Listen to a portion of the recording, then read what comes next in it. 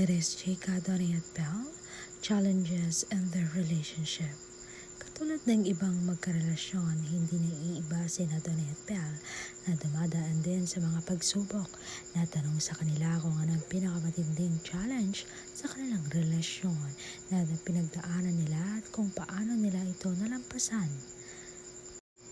Pag-amin ni Donnie, dumaan daw sila sa mga panahong na nagtatanong sila kung mahal pa ba nila ang isa't isa, pero nanait pa rin ang kanilang pagmamahalan, kaya't hanggang ngayon ay sila pa rin.